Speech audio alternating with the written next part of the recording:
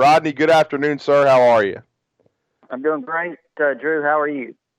Doing well. Thank you for joining us for a few minutes here on this Thursday, this Throwback Thursday, presented by Spiller Furniture and Mattress. And much like AP Stedham, you've been following the University of Alabama for a long time, and you're a great historian of the game. I wanted to get your thoughts and memories of that 1978 Alabama team that will be honored inside Bryant-Denny Stadium on Saturday. Yeah, what a team, man. Drew, here's the deal with that team. 1977 might be one of the best, certainly it is one of the best Alabama teams I've ever seen. I thought they were ripped off when they didn't win the national championship. It was given to Notre Dame. Notre Dame was obviously a quality team, no question about that. But you really thought at the end of 77 that Alabama, that was one of the best teams that they had ever had. A lot of those guys came back the next year, 78. They had a tough schedule. They opened at Nebraska on, Labor Day weekend and, beat Nebraska in a really impressive way. And they were kind of banged up.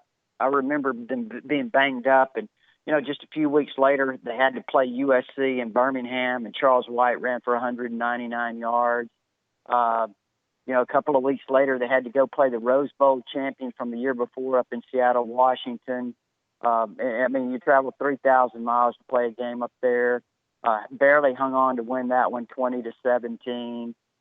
It was kind of a team that maybe more was expected out of them in terms of, the way they won some of their games. But when it got down to it, they made it, into the championship game. Obviously, it was the Sugar Bowl that was a lot different back then, as you know. It wasn't necessarily what it took, Drew, was for Missouri to beat Nebraska on the last weekend. They upset Nebraska 35-28, and that propelled Alabama into the Sugar Bowl against Penn State.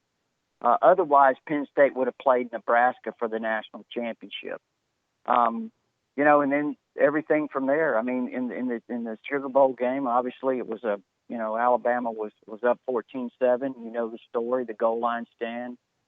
Barry Krause, Rich Wingo, Murray Legg, all those guys at the goal line stopping Penn State twice. And, it was incredible. I mean, it was incredible. It was Alabama's, first national championship. Well, they won it in 73, but that was kind of, they split it with Notre Dame in kind of a controversial way, I guess, because Alabama was voted by the coaches poll as a before their game against Notre Dame. So really, it was the first national championship probably since '65 that was Associated Press, and so it was a great team, man. I mean, I know I'm throwing out a lot of memories here, but you kind of caught me off guard with the question. Didn't realize we were going in that direction, and I kind of started going down memory lane a little bit. Well, I always like hearing you go down memory lane, Rodney. You have such a great recollection of Alabama football, and always great to speak with you here in Tuscaloosa. And speaking of the present day now, we've been talking a lot about 1989 too, Rodney, because that offense was so fun to watch under the brilliance of Homer Smith and the playmaking of Gary Hollingsworth and Saran Stacy, Kevin Turner, Marco Battle, so many really good football players, on that offensive team at the University of Alabama. But this one seems to be taking everything to the next level so far. Is it fair to even say that they may have been even better than people may have thought through 3 games? Is it fair to say this offense is better than what people are thinking or thought? Yeah, it's what they were expecting going in. I know there was a lot of high expectations. Do you think they've even exceeded those through 3 weeks? Well, again, everybody has their own expectations, I guess. I don't think it was any secret that we all knew it. I mean, I know Kirk Herbstreit said, Alabama scored 50 on everybody, but that really, to be honest with you, I mean, he said that on a national level, but people around here knew that this offense had a chance to be exceptional. With Tua distributing the ball to all these playmakers that you have at wide receiver, the tight ends. We still think the offensive line is going to continue to get better and better. All the backs that they have. I mean, it really wasn't a secret that this offense had a chance to be exceptional. again, I don't really know what everybody's expectations were in terms of heading into the first three games or whatever, but I do believe that we all felt like it had a chance to be exceptional. Yeah, it really did, and it has been thus far. But I think the big story of the past week was the defense, Rodney. And we knew there was a lot of guys that were going to have to be replaced. Probably the most we've ever seen under Nick Saban as far as personnel lost, following a season, and of course a brand new defensive coaching staff. I thought it was an unbelievable performance, especially considering they gave up a 75-yard play on the first play of the snap of the game, and then from that point forward, basically shut what I think is still a very potent Ole Miss offense down for the majority of the contest. Well, I tell you what, if you would have told me before the game, we could have bet a lot of money or whatever you wanted to bet, that Ole Miss would only complete 7 passes in this game, I'd have taken the bet. And I'd probably lost a lot of money, or a lot of something. Because let me tell you, Drew, this Ole Miss offense they're prolific in terms of passing. I mean, Jordan Ta'amu is an excellent quarterback. He distributes the ball really, really well. We saw him on the first play hit DK Metcalf. Those receivers are outstanding, probably as good as any that Alabama will face. I mean, really, their offense was kind of scary. Listen, I never expected Ole Miss to really seriously be a threat. I knew they couldn't stop Alabama. That was clear. But I did think, matter of fact, I thought they'd score probably around 24. I think that's what I predicted, that they would score 24. And when they hit that first play, it certainly looked like they were off to a good start. But, from there, what the Alabama defense did, and I think a lot of that, you have to look, too, at the secondary. I mean, that's those guys back there, a lot of young players, obviously. We talked about them continuously in the preseason. I really thought that even though they were inexperienced, that overall, with the exception of Minkah Fitzpatrick, who was in that group last year, I felt like this group was more athletic than the group last year. And several of those guys are in the NFL right now, so think about that. But when you look at this group, I mean, they are long and athletic. Savion Smith, Trevon Diggs, Patrick Surtain, Deontay Thompson. I mean, and we knew Xavier McKinney was going to be an outstanding player. We talked about him in the preseason as one guy to really keep an eye on. I think Shy Carter's done a great job in whatever role he's been in.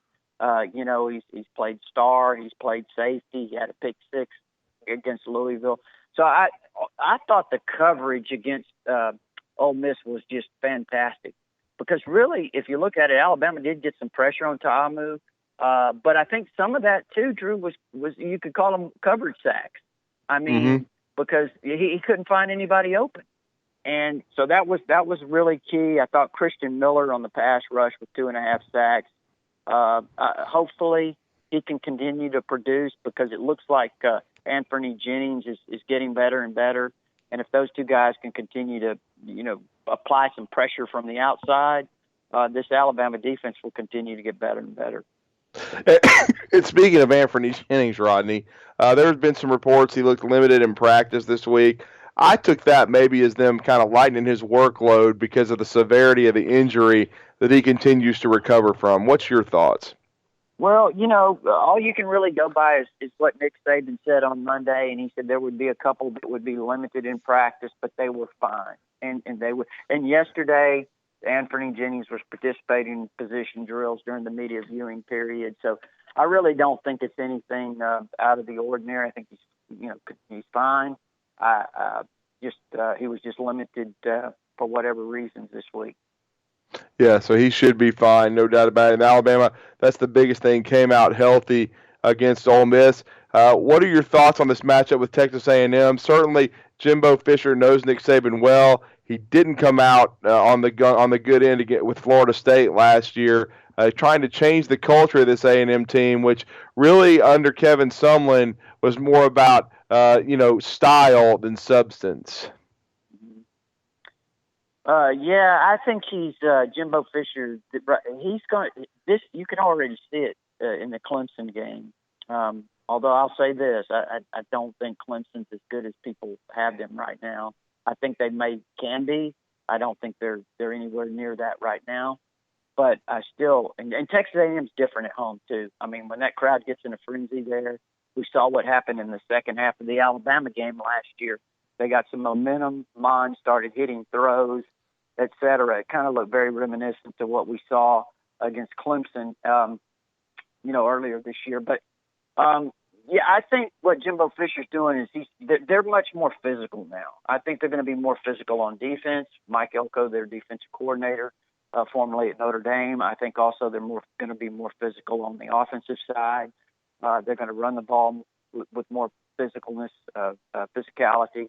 I think, and they're going to throw the ball well. We saw Mon throw for over 300 yards in the second half. I think he threw for like 330 in the second half against Clemson. That's amazing. Threw for 206 yards in the fourth quarter. They've got good receivers. They've got a good running back, Travion Williams. Travion Williams is averaging 6.8 a carry right now. He's got 399 yards rushing, leads the SEC. He's averaging right at 6 yards a carry for his career. He's a junior, but he's averaging 2.5 yards a carry in the games against Bama. So, that'll be an interesting thing to watch, Drew, because it kind of goes back to what you said. They used to do a lot of the sweeps and those types of things, and now I think they're trying to run more some off-tackle type stuff and, a variety of things, certainly, but I think that they'll utilize Travion Williams as a runner in a little bit different way than maybe what they did in the past. Yeah, I'm going to be interested to kind of see how they approach Alabama because I think they may try to challenge them physically because I think Mack Wilson's still getting used to being a 3-down linebacker, and Alabama has been a little susceptible to the run. I thought they did a pretty good job though against Ole Miss, and certainly this secondary has been maturing faster than anyone could have thought, and the safety play has been outstanding with Xavier McKinney and Deontay Thompson. And then, as you said, the development of the corners. I really thought we saw perhaps a breakout performance this past Saturday by Trevon Diggs, Rodney. He made two great plays that I recall that on deep balls that really he made up some ground, made great plays. Trevon is a tremendous talent. He's got great size, great athlete, outstanding instincts, very instinctive player. Could play several positions. I mean, guy could play safety. He could play wide receiver. He's just a very, very instinctive player. And I'll say this, though, Drew, going back to Texas A&M for just a second, you talked about their changes with Jimbo Fisher. I really think he's more dangerous than Bobby Petrino, in my opinion. I mean, I think Jimbo does a great job with their offense. I remember last year they were having some success against Alabama, if you remember. They were throwing the ball. DeAndre Francois was doing a great job. Really what turned that game around was some key special teams plays that kind of gave Alabama the lead. Otherwise, there was a time there that it looked like Florida State. I mean, it was kind of scary there for a while. So I think he's really going to be aggressive in attacking Alabama. I think he's going to try to throw the ball with Mon. And I think you have to be careful with Mon. He kind of reminds me a little bit of Josh Dobbs, who used to be at Tennessee, a little bit. He's probably more gifted than Dobbs. But, Drew, he can get outside. If he gets outside, he did that a few times last year. If you flush him out, he can throw the ball down the field. He keeps his eyes down the field and can make big plays. So, I think you've got to keep him locked up. Well, and one more question, and just to kind of get your thoughts on this matchup, and then we'll talk a little recruiting to wrap it up. But Rodney, what is your thoughts? What kind of feel do you have for this game with Alabama and Texas A&M? Well, first of all, you don't recruit the state of Texas and not have great players. Texas A&M has really outstanding athletes. Obviously, this is clearly the most athletic team, best team that Alabama's played.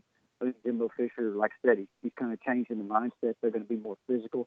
I think they're certainly going to compete, but I think, the question is, how are they going to slow down Alabama? I mean, there's just so many weapons, with Tua delivering the ball. I mean, obviously, I think they're going to try to pressure him. I really do. I think they're going to try to get him out of rhythm. And they've got some guys, some that have been around that can do that, that can create some pressure. So, I think that's what they're going to try to do. But I just think it's going to be very, very difficult to slow down Alabama offensively. Yeah, I completely agree. I think Alabama has too many weapons. And speaking of recruiting, it's going to be the first big weekend on campus. Expected a lot of talent to come in. Several of the guys on the committed list we're hearing could be in town, but they're also going to have 3 official visitors, Rodney. Yeah, Kayvon Thibodeau out of Thousand Oaks, California is, some people think he's the number one player in the country, Drew, depending on who you listen to. Big kind of outside jack linebacker type, 6'4", 6'5", 230 plus. Just a really big guy that I think would be a nice piece as an outside guy in this class. Alabama's in it, obviously, with Florida State. Has been kind of recently the team that most have said might be the leader. USC was considered the early leader. They're in the mix as well. But, you wonder if that situation down there, the way FSU's gotten started on such a horrendous note with Willie Taggart that, maybe that might scare off a few guys. But also Wandale Robinson, the little dynamic player from Frankfort, Kentucky. I mean, he's a lot like Jalen Waddle. When you watch his tape, he's coming in. He's not very big, Drew. Probably 5'9", 185, 190 maybe, but very, very dynamic as a little slot receiver, kick return guy. We'll see what happens there. He's supposed to announce his decision on October the 12th. I know Alabama really needs a big wide receiver in this class, and there's not a lot of spots left. So, we'll see what happens there. And then also Marcus Banks, who is a LSU commitment as a cornerback. He's expected in on an official visit. Now, my understanding is that Alabama really, really likes him a lot. So we'll see what happens there, with Marcus Banks. Yeah, that we will. That'll be 3 interesting official visitors, no question, led by Kayvon Thibodeau, probably one of the top 10 players in the country. And as you said, Rodney, some believe the number 1 overall prospect from Oaks Christian out in Westlake, California. Well, we always appreciate the time and the reminiscing about the 1978 Alabama Crimson Tide. We're going to have Barry Krause up next, Rodney. Always enjoy having him back in Tuscaloosa. He's going to be one of the honorary captains for the 1978 squad. But we appreciate it, and thank you for checking back in with us on the game, and let everybody know how they can connect with your longtime website, TiderInsider.com. Well, Drew, you need to ask Barry Krause about being knocked out on the play. So make sure you ask him about that. He was kind of laid out on the field after the game, after that particular play. But, yeah, TiderInsider.com. It's only $48 a year. You get instant access with your credit card. Or if you prefer, there's an address there to send a check. And we're getting ready to post a recruiting update, Drew, right now here with the next few minutes. And we'll have that and also our forums where there's a lot of exchange of information if you're an Alabama fan.